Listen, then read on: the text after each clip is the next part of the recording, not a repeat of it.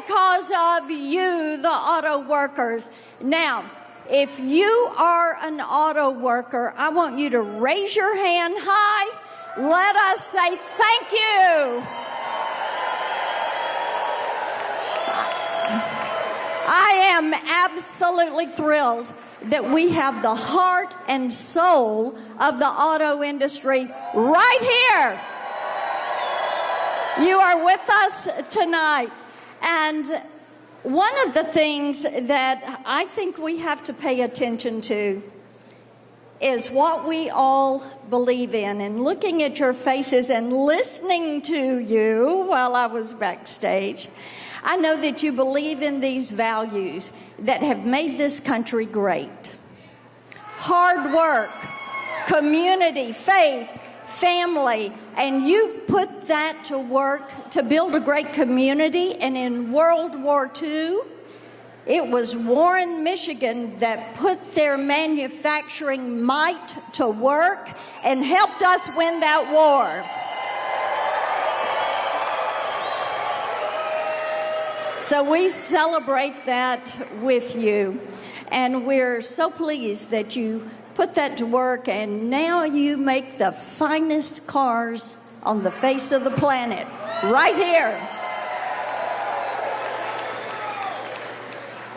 But, you know, these great manufacturing jobs, the Democrats just don't seem to understand, or maybe they don't care that we're losing a lot of these jobs.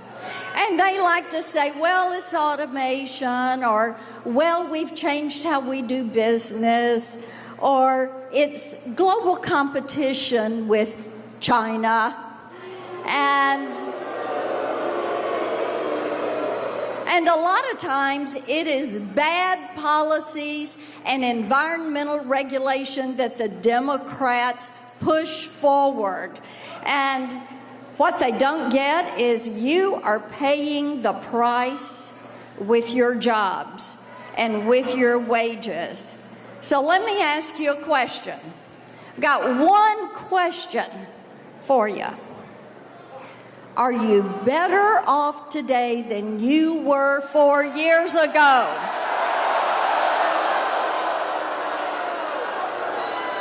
All right. One more question.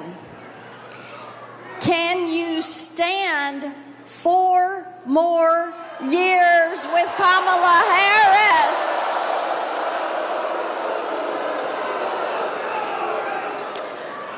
Well, I want to tell you something. Under President Donald Trump,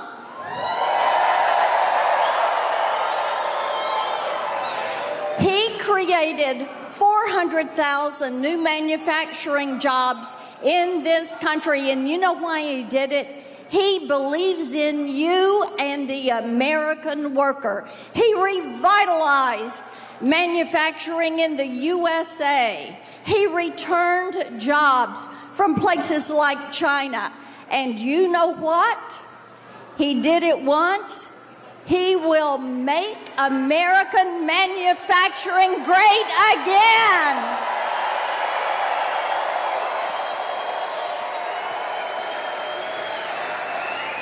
So here we go. I want you to give it up big time. Let's make it huge for the 45th President of the United States, soon to be the 47th, Donald J. Trump.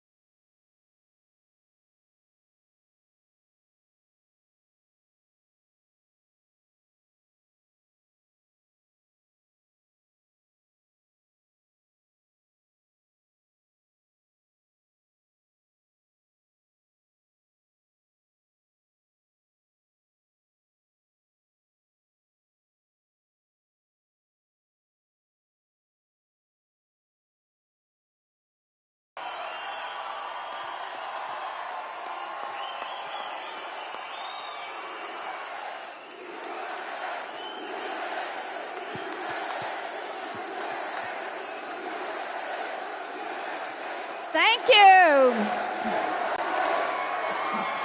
Well, Thank you. Mr. President, it's all yours. Well, it's great to be with you, and this has been a very interesting day. Some numbers came out. Let's give you the bad news first. The worst numbers I think I've ever heard. You know exactly what I'm talking about, with a lot of people being released into our country that should never, ever be here, right? Like nobody can believe, but I've been saying it for 3.5 years because we are the party of common sense. We really know what's going on. And coming out of jails, murderers at levels that nobody thought possible. And it was all done by Comrade Kamala Harris. Our great border czar, who's incompetent, who's totally incompetent, and 245,000 criminals, but much more than 13,000 convicted murderers who were in jail. They were all released into our country, and we can't put up with this. This is gross incompetence, and let's get back to the show, okay? Get back to the show, right? Absolutely. And Mr. President, I've got to tell you, they have been having a great time. While they've been waiting for you, they've been singing, they've been talking, and I know we've got some questions tonight. And Nico, you're first up. Let's have at it. Come on. Good evening, Mr. President. Hello, Nico. My name is Nico. I'm from Plymouth, Michigan. Last week, I was laid off at Detroit Diesel. I was an assembler on the line, building diesel engines made in the USA. And my question is about immigration. Illegal immigrants are hurting American workers like me who are just starting off. How will you stop this invasion? Well, very easy. We're going to close the wall. We're going to close the border. You know, I built hundreds of miles. Nico, I built hundreds of miles of wall and did it well. And we had the best numbers we ever had 4 years ago, and now we have the worst numbers in the history of the world, not just this country. At least 21 million people came in during their term. And as we just said, a lot of them are real bad people, real rough people. But they're also taking a lot of jobs from Americans, probably happened with you. And as the small number of jobs they created were all taken by illegal immigrants in the last short period of time. And we're going to make that change. You look like it'd be great. I'd like to have you make the motor, the engine, the motor of my car any day of the week. I'll bet you did a great job. I'll bet he did a great job. But we're going to bring the automobile business back to this area where it started, and we're going to bring it back at levels that have never been seen before. We're going to be lowering taxes. We're going to be doing a lot of things, but we're lowering taxes. We're going to use tariffs very, very wisely. You know, our country in the 1890s was probably, Marcia, probably the wealthiest it ever was because it was a system of tariffs. And we had a president, you know, McKinley, right? You remember Mount McKinley, and then they changed the name. But one of those things, he was really a very good businessman, and he took in billions of dollars at the time, which today it's always trillions, but then it was billions and probably hundreds of millions. But we were a very wealthy country, and we're going to be doing that now. We're going to do it where we keep, you know, our enemies and our friends, too. They've taken advantage of us for years on trade. And year by year, all the time, we're losing our companies that make our cars, make the autos. A lot of them are going to Mexico now, and it's Mexico through China because China owns the factories. They're building big factories. They wouldn't have done it with me. They're building big factories, the biggest in Mexico, and they think they're going to make the cars and sell them in and close up Detroit, close up everything in this area, close up South Carolina, and it's not going to happen because we're going to put very heavy tariffs on those cars coming across the border, and we're not going to let that happen. We're not going to let it happen. So what we're saying is, Nico, we're going to have these companies that want to build in Mexico, they want to build in China, if they want to do business in the United States, they have to make their product, whether it's a car or anything else. We want them to make their product, have their plant in the United States. This way we employ our people, like Nico. We're going to employ you, I guarantee, and we're going to do it very fast. And then we have to keep out the competition, and we're going to make fair trade by charging them tariffs. If they want to come in and steal our wealth and steal our jobs and steal our companies, then they have to pay a price for that. And we've done it. And, you know, I charged, as Marcia can tell you, China paid hundreds of billions of dollars during my term. And I had no inflation. We had the greatest economy in the history of our country. And we were just getting started, actually.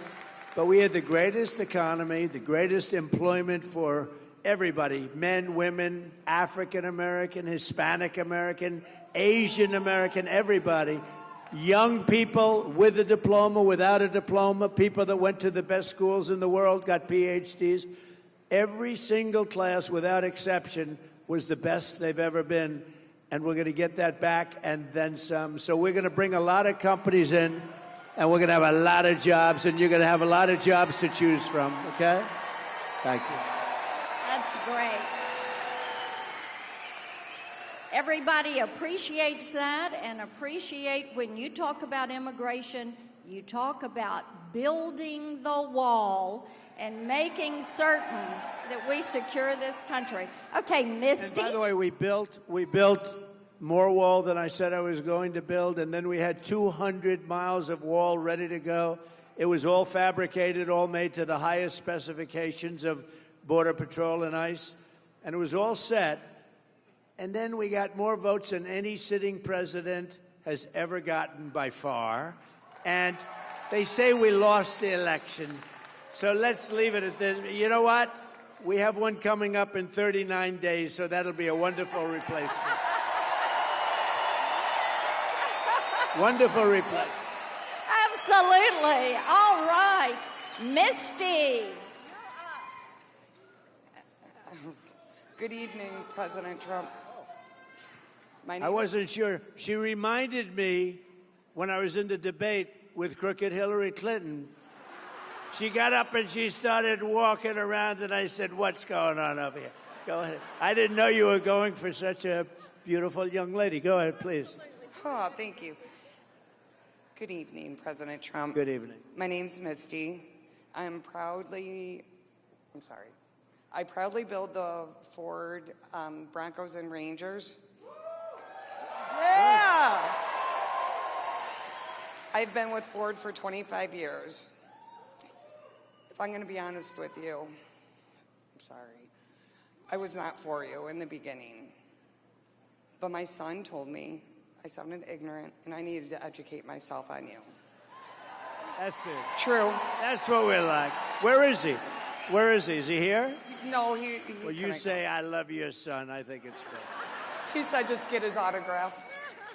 Anyways, Yeah, so I took the challenge on, and I'm proud to say that I'm voting for you again. Thank you. Yeah. Thank you very much. No, thank you. Thank you very much. My question for you is, I'm a single mom of 5, and becoming difficult to afford, the basics. So can you please tell me what you're going to do to lower the prices for us?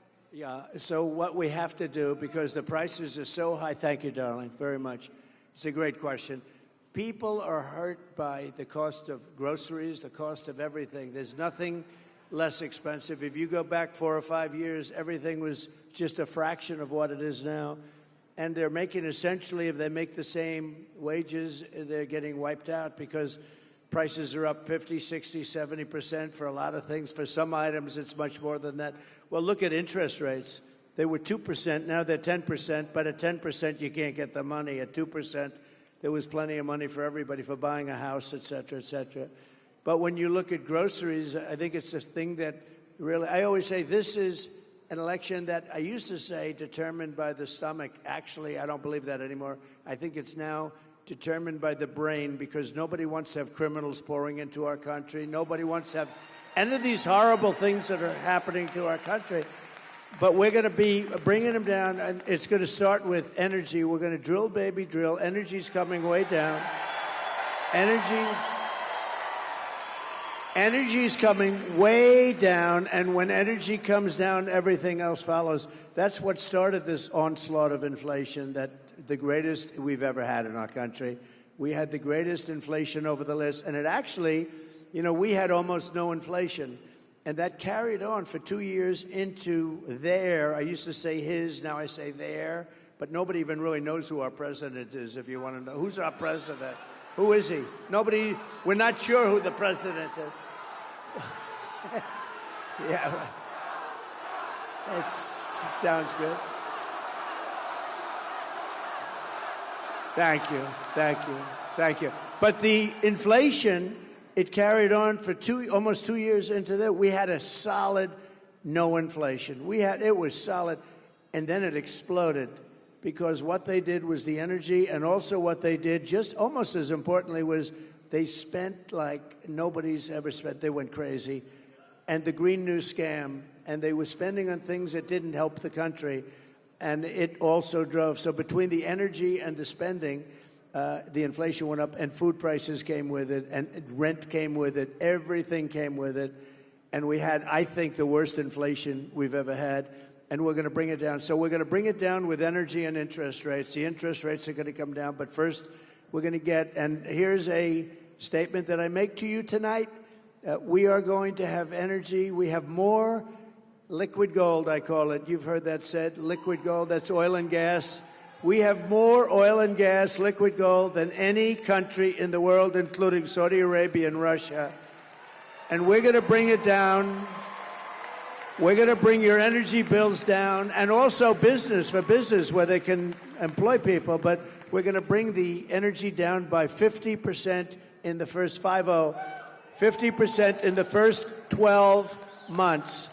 And when we do that, everything else is going to follow. Everything follows the energy. And because we have so much, they don't drill, they go to Venezuela. We buy oil from Venezuela. What's that all about? And we have more than anybody else in the world. Think of it. Saudi Arabia doesn't have as much. Russia doesn't have as much. And we're going to other countries. We're going to drill, and we're going to take it out.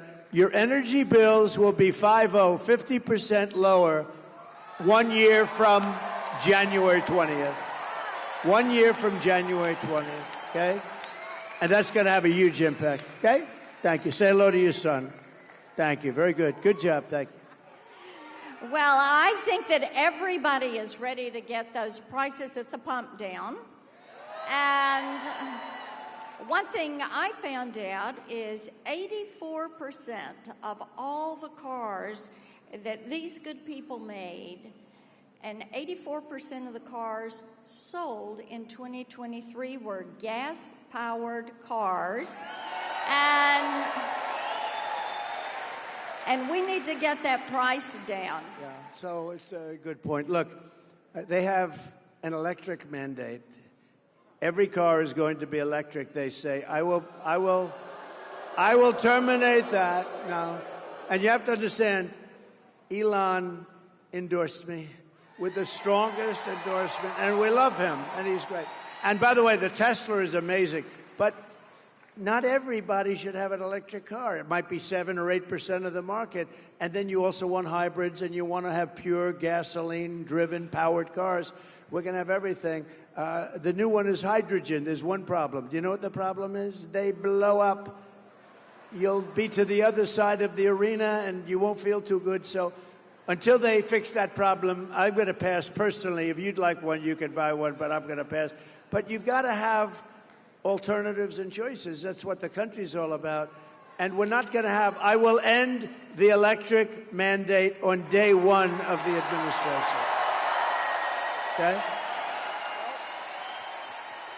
That is great. I tell you what, if we can get you back to drilling on day one and then get that inflation down, and our audience might not know this, when you left office, inflation was 1.4%. Today, the cumulative inflation rate is 20.3%. And as Mike Rogers, who's running for Senate here, you're going to have a great senator. And Where is he? He's here someplace. somewhere. Where is But- Mike? There he is. Yes. Hi, Mike. There he is. All right. Wow. There is Mike. But Mike gave me a great phrase when I was campaigning with him a few days ago. He said, the most expensive vehicle you drive in 2024 is the grocery cart. And Donald Trump is going to get those grocery prices down. All right. We're going to get him down. It's a big deal. The groceries, more than anything else, they talk about what's at the checkout counter, the groceries, and we're going to get it all down. It's going to be done. Not just stopping and holding inflation. That's the easy part. We have this big damage done to our country. We have to get the prices down. Where bacon is up. Bacon. We don't order bacon anymore. It's too expensive, right? But it's all up too much, and we're going to get it down. But it's going to start with energy, and it's going to start also with interest rates. Because once that happens, interest rates are going to come down too. You know, we had, as Marcia said, we had 1.4%. You know, you don't want inflation at zero because that's not actually good. And the worst thing you would have is deflation. Deflation's probably, in a certain way, as bad or worse than inflation. The ideal number is between 1% every year. If you could do this for the next 100 years, between 1% and 2%, and we were at 1.4% average. It was amazing, right? It was great. So we're gonna take care of inflation and quickly, and we're gonna get those prices coming down very, very substantially and very quickly. Thank you. And make America affordable again. And make America great again.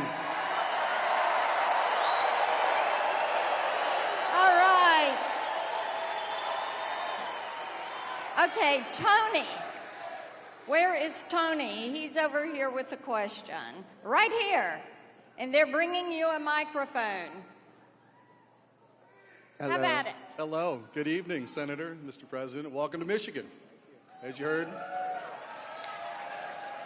my name is Tony. Mr. Trump, we met last year at a great round of Bedminster with the Heritage Foundation. Good. Great event. It was an honor. Our company is based here in the U.S. We melt steel, and we make automotive parts out of ductile iron for brake components, axle components, and those are made for the big three here. Sadly, though, we're losing jobs to China, India, Mexico, and it's become more difficult to compete. Manufacturers like us, we are some of the largest users of energy, and under Harris and Biden, the energy costs have tripled.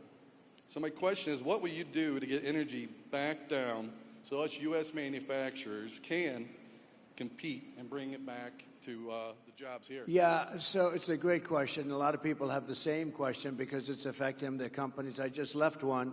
A man from the Netherlands, we made a speech, a wonderful guy, and he said the problem was he opened up because of me. He opened in 2017, and he had 3 great years, and now with them, he's not doing well. What we're doing is, I said about the energy as to what we do and how we do it, but China's coming in, and you said Mexico. Mexico's a big threat now. Mexico's taking a lot of your business, and we're not going to let that happen.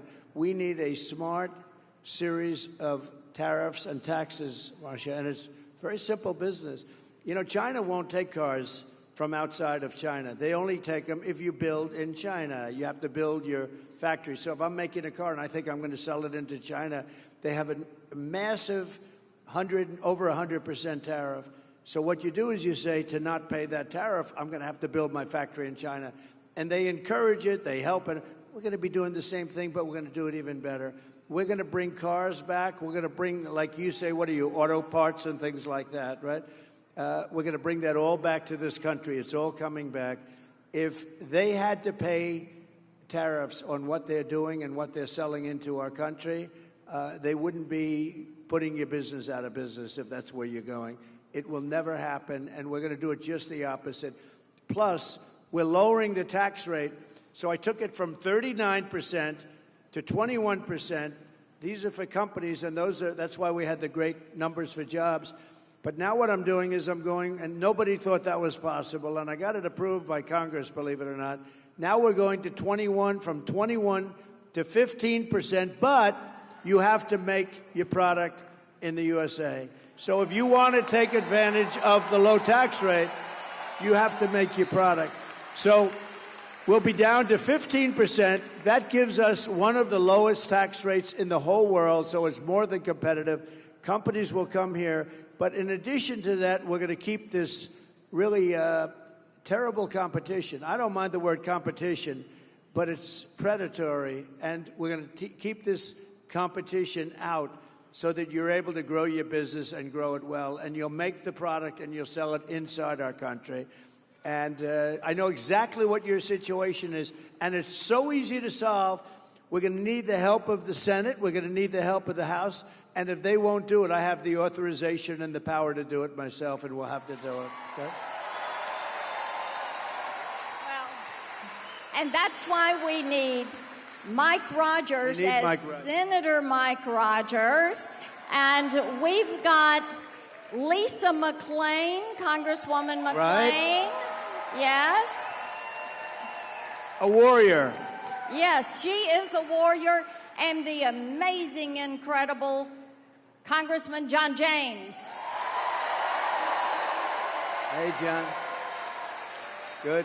And they will help us get this done. I appreciate that you talked about tariffs, and I think it's so important that you continue to call out China, and we support you on that, because we don't want China building those plants in Mexico and then running those cars across the border. Without any tax whatsoever, and putting everybody here in not only danger, it's over. Your union head, I don't know who he is, Sean Fain or something, whoever this guy is, he sold you out because he let Biden, who doesn't know what he's doing, I mean, you probably noticed, he let this guy come up with an all-electric mandate. Those cars are all going to be built in China. We want cars built in the USA. It's very simple. And they're going to come in at levels. We'll be having auto manufacturing at levels that we haven't seen in 50 years. We're going to have a lot of companies coming in. And we're going to make it competitive so they can come in and they can thrive, not like this gentleman where they come in and they dump product. And you know what they do? They dump the product cheaply, and then everyone goes out of business. Then they take over the businesses, and they sell it for 2 and 3 times what it was selling for before. The whole thing, it's really not too you know, Rockefeller in the old days, he used to open a gas station. He used to underprice it by 50 or 100. He'd give the gas away. He'd drive the people out of business around him. Then he'd buy up the gas stations or close them, and he'd make a fortune. That's exactly what they do on an even bigger scale. We're not going to let it happen. It's going to be over.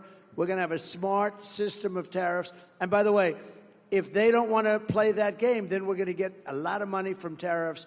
So Marcia can tell you, I charged hundreds of billions of dollars to China in tariffs and taxes. No other president has ever charged China 10 cents.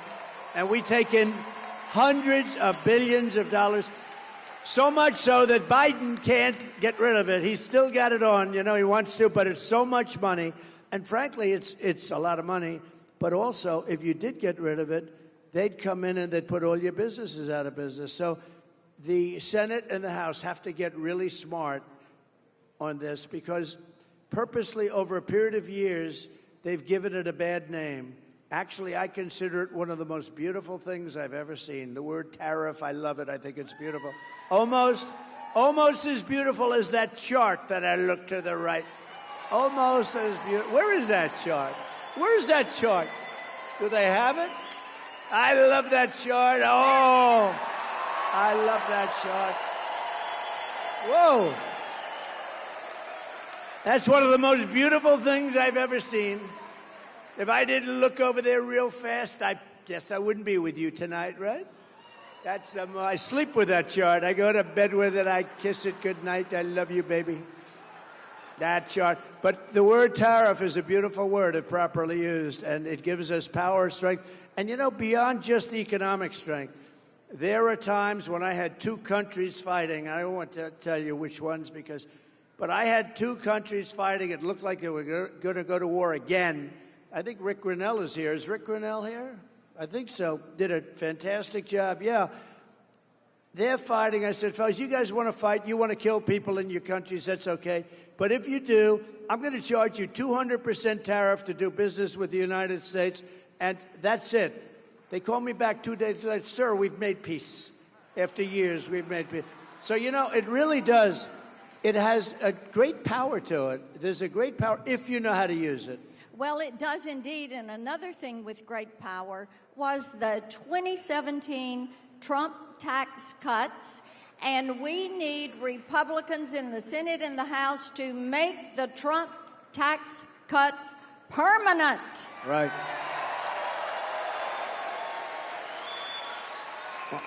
She's right. They want to raise your taxes.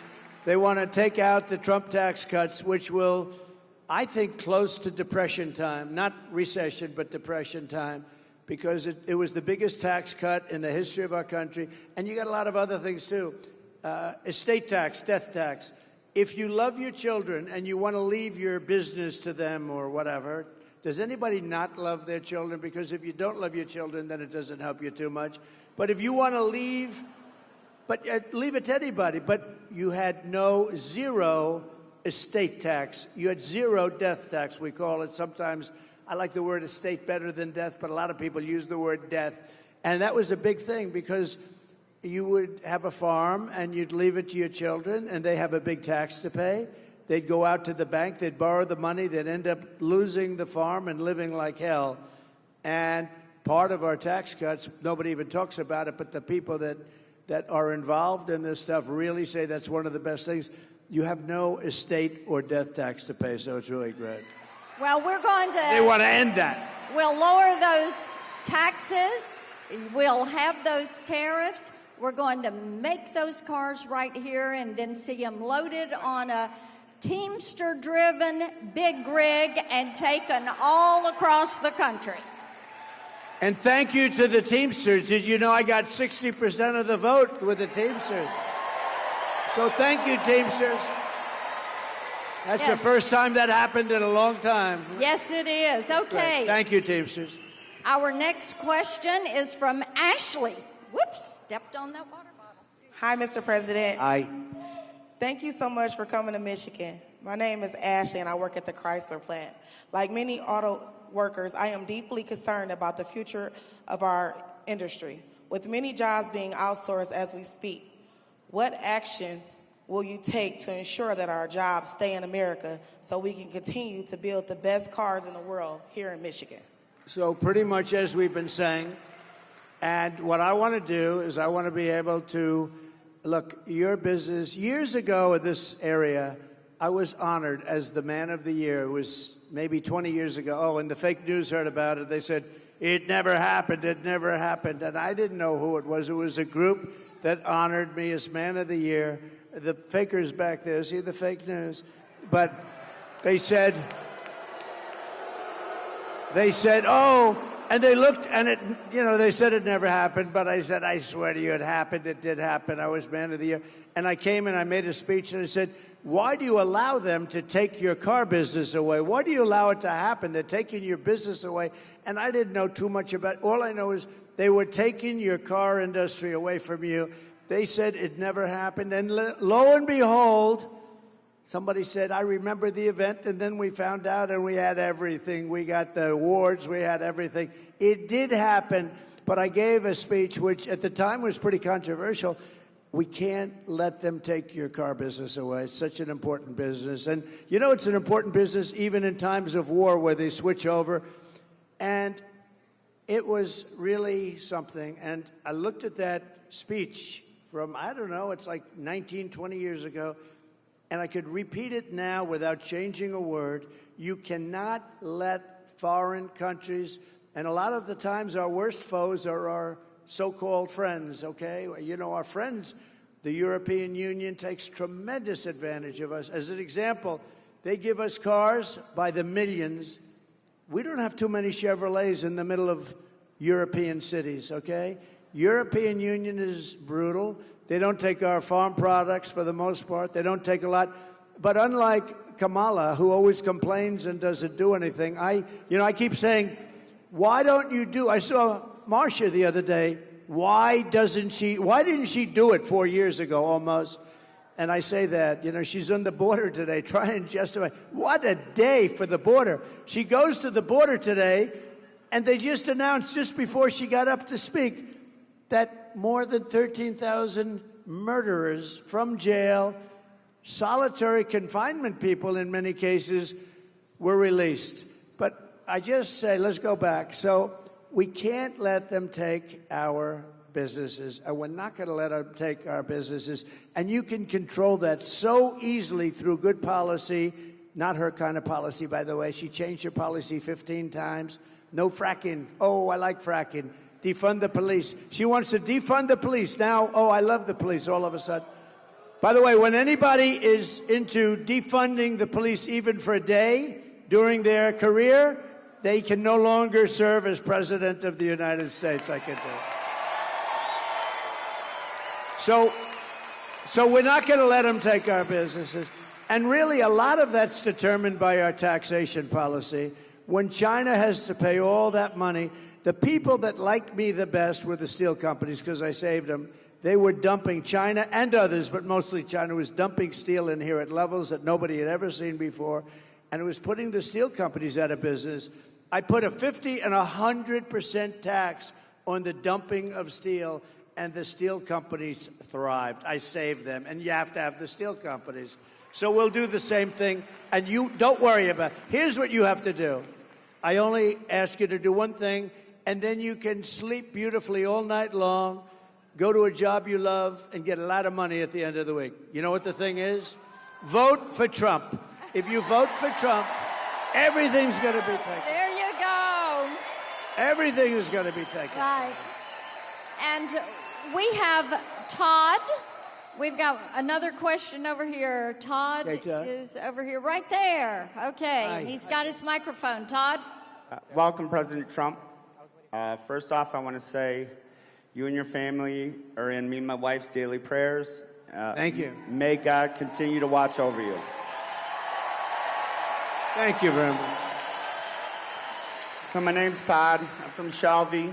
Unfortunately, pretty soon, over 2,000 people will be laid off from my plant that I worked at for 25 years. And we can't take...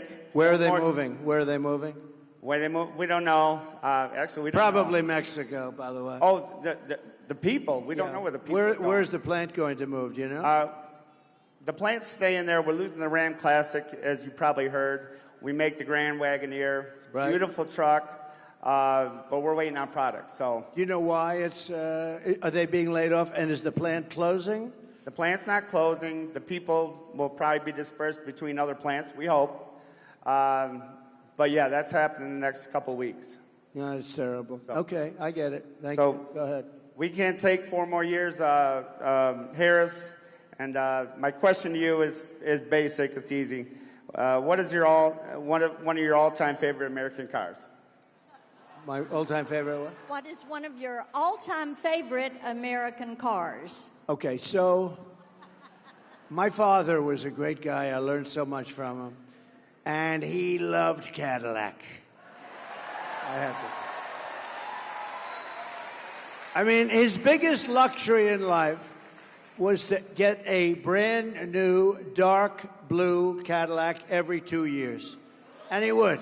He would get that car. He said, look at this car. He didn't know about a Rolls Royce. He didn't know about, all he liked was Cadillac. And I love it. I think it's a great car. I think it's right now. It's come a long way too because it's come through some problems, but it's a very good car. I buy a lot of them for different clubs and things, and it's great. And they're very nice people that run the company. But my father liked Cadillac, so that's good enough for me. Does that make sense? Good. And we'll take care of your situation. You watch what happens. When I do that, they're going to be better positioned because I see what's happening with the layoffs. But they're going to be making, that's a good also, that's a good, I don't know what you call it, car. In a way, it's a car. What would you call that? Pretty much a car. They're going to be making more than they've ever made in a very short period of time. You have one thing to do. You have to elect a person with business talent and common sense. And this whole thing is going to turn around very quickly. Very quick. Yeah. Thank you very much. Great question. Mr. President, they have loved having you here in Warren, Michigan. And I think you've got 5,000 people here and even more outside that have wanted to get in and cheer for you and be here to support you. And they do love you. Absolutely. Thank you very much. Thank you. Thank you. And everybody is going to be working hard and pulling for November 5th. And we've got great questions that have come from the audience tonight. Good. And we're just so excited that you took your time to come here to a great all-American city and talk with a whole bunch of auto workers and let them know you are on their side and you're going to make manufacturing great because you believe in them. I do. Thank you all. Thank you very much, everybody. Thank you very much. So nice. Marcia, thank you very much. Appreciate it. Thank you, Carol. Beautiful. Thank you, everybody. Have a good time. Get out and vote. Get out and vote. We got to win this one. Thank you. Thank you.